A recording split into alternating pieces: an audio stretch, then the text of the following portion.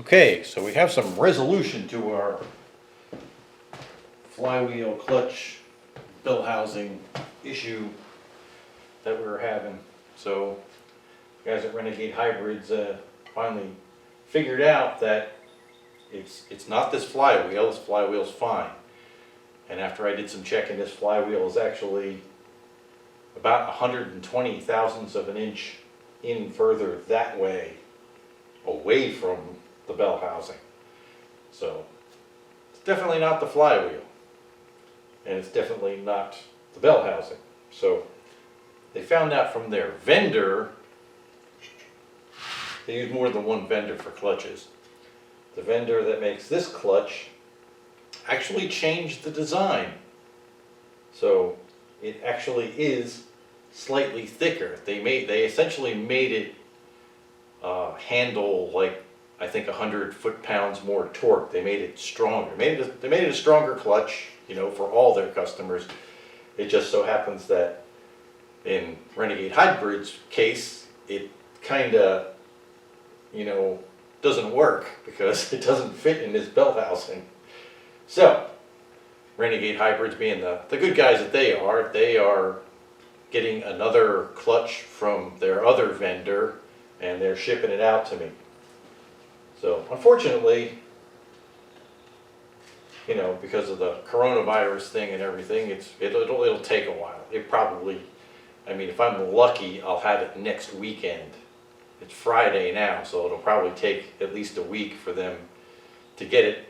Since we had problems, they want to actually stick it on their test motor first, just to be 100% sure that it fits and I don't have any more problems. So that's going to be at least next weekend. So since we've got to wait on this, and we won't be sticking the engine in yet, one of the things we've been doing is the more mundane things on the car. Like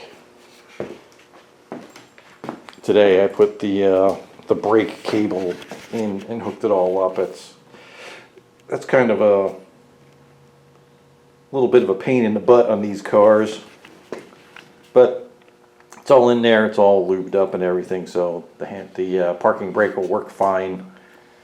And I haven't put the rear shocks in yet, or the new rear sway bar either. It's kind of, well, I could probably put the shocks in, but they're no big deal. It's like a top bolt and a bottom bolt, and you're done.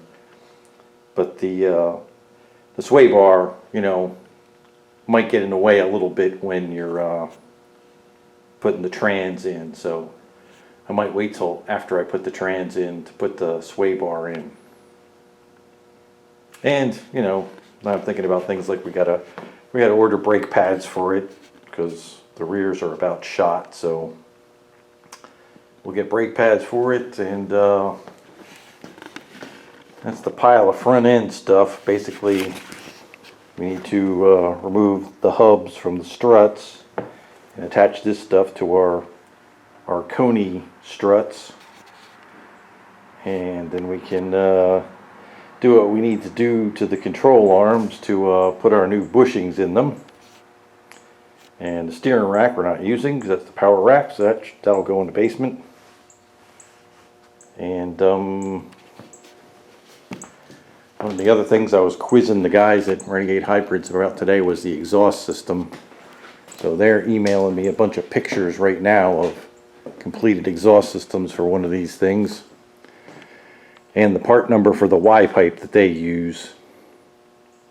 So we'll start thinking about that now. And ooh, the cat came back. That way we'll be at least sort of ready when we get the engine bolted in, because really the only thing we're waiting for is the you know, getting the clutch bolted on there onto the bell housing, and then we'll be ready to mount the bell housing in the car, and, you know, with the slave cylinder and stuff, and get the hydraulic line hooked to it, and get some juice to it, so it's kind of a pre-bleed. You can't bleed it because of the fact that you'll blow out the the cylinder if you try to put pressure on it. But you can get most of the air out of it just by doing a little pre-bleed on it. And then the thing's ready to go in. Okay. On to the boring stuff.